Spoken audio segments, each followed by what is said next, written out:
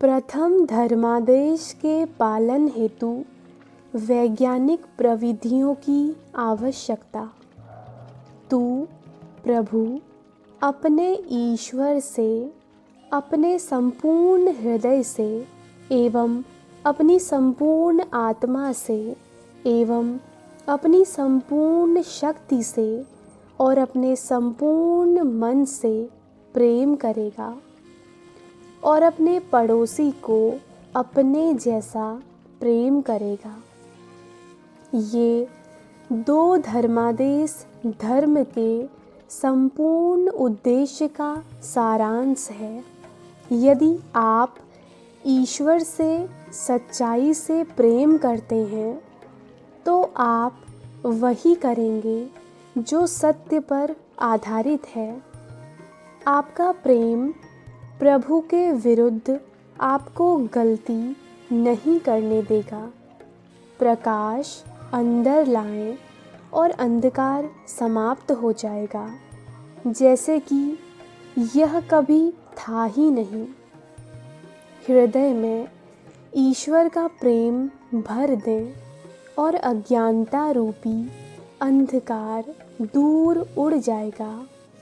योग का विज्ञान प्रथम धर्मादेश के पीछे छिपे सत्य की व्याख्या करता है और निश्चित वैज्ञानिक प्रविधियां प्रदान करता है जो भक्त को पूर्ण रूप से ईश्वर के साथ प्रेम करने के लिए आवश्यक दैवी संपर्क करने में समर्थ करती हैं।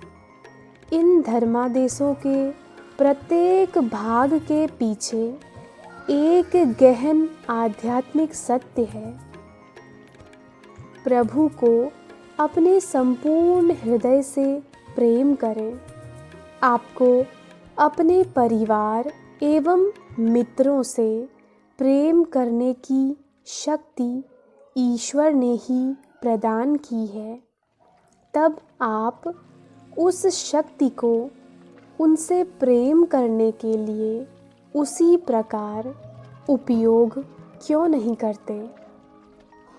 जिस प्रकार आप धरती पर अपने प्रियजनों से प्रेम करते हैं, आप यह कह सकें, मेरे प्रभु, मैं आपसे ऐसे प्रेम करता हूँ जैसे एक पिता पुत्र से प्रेम करता है, प्रेमी प्रेमिका से प्रेम करता है, मित्र मित्र से प्रेम करता है और स्वामी सेवक से प्रेम करता है। मैं आपको सभी प्रकार के मानवीय प्रेमों की शक्ति से प्रेम करता हूँ, क्योंकि आप ही मेरे पिता हैं, मेरी माता हैं, मेरे मित्र हैं, मेरे स्वामी हैं और मेरे प्रियतम हैं। जब आप वास्तव में अपने संपूर्ण हृदय से प्रभु से प्रेम करते हैं तो आप उस प्रेम को दिन रात उनके लिए अनुभव करते रहेंगे। जब मैं ईश्वर की खोज में घर छोड़ रहा था तो मैं निष्ठाओं के अंतर्द्वंद के कारण अंतर में बड़ा दुखी था। मेरे पिताजी ने मेरे लिए सब कुछ किया था और मेरा पूरा परिवार मेरी निकट विदाई पर विलाप कर रहा था, लेकिन ईश्वर के प्रति मेरा प्रेम दृढ़ था और मैं पारिवारिक प्रेम की सीमितताओं पर विजयी होने में समर्थ हो गया। अनेक लोग एक दिन आपसे कहते हैं, मैं तुमसे प्रेम करता हूँ, और दूसरे ही दिन आपको ठुकरा देते हैं। यह प्रेम नहीं है। जिसका हृदय ईश्वर के प्रेम से भरा होता है, वह किसी को जानबूझकर चोट नहीं पहुंचा सकता। जब आप ईश्वर से बिना किसी शर्त के प्रेम करते हैं तो वे आपके हृदय में सबके लिए अपना असर्त प्रेम भर देते हैं। उस प्रेम का कोई भी मानवीय जिह्वा वर्णन नहीं कर सकती और अपनी संपूर्ण आत्मा से आप धर्मादेश के इस भाग को पूरा नहीं कर सकते जब तक कि आप अपनी आत्मा को न जानते हो। आप इसे प्रत्येक रात्रि को अचेतन भाव से जानते हैं, क्योंकि गहन निद्रा में आप केवल अपने अस्तित्व के प्रति सचेत रहते हैं। आपको यह चेतना नहीं होती कि आप स्त्री हैं अथवा पुरुष।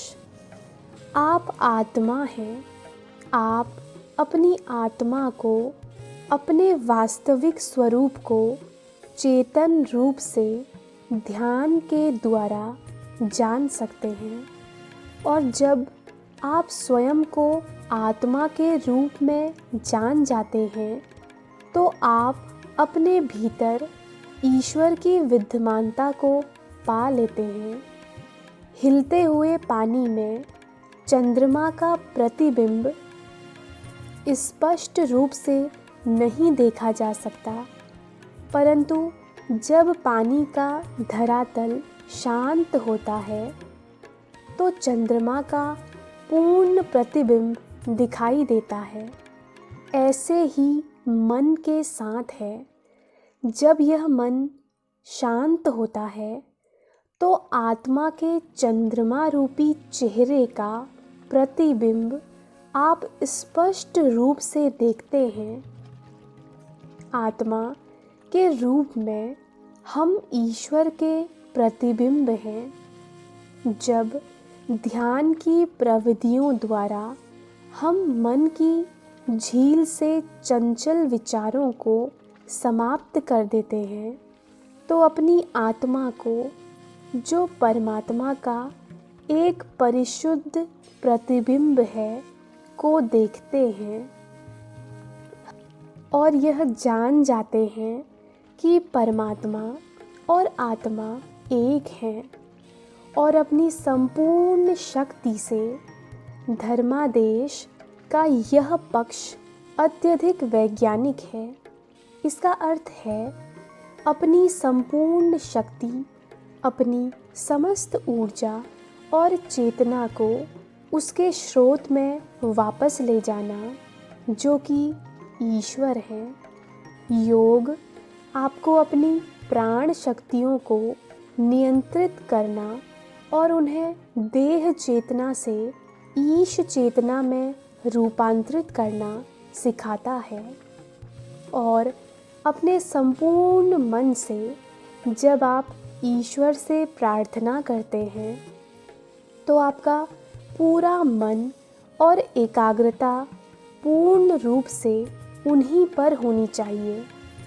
आपको अपने रविवार के रात्रि भोज अथवा कार्य या अन्य चिंताओं एवं इच्छाओं के विषय में नहीं सोचना चाहिए। ईश्वर आपके विचारों को जानते हैं।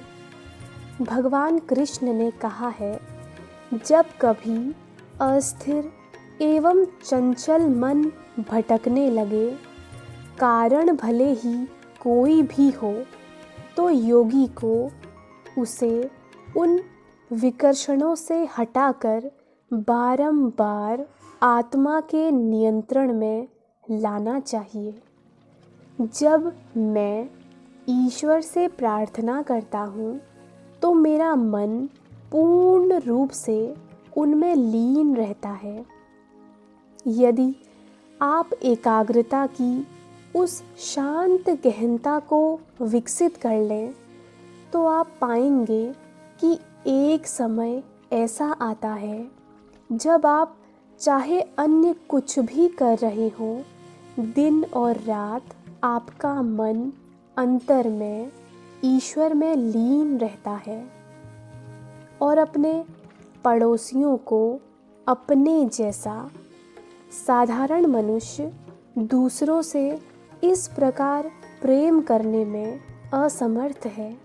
मैं, मुझे और मेरा की चेतना में आत्म केंद्रित रहकर उसने अभी तक ईश्वर की सर्वव्यापकता को नहीं पाया है, जो उसमें और अन्य समस्त प्राणियों में वास करता है।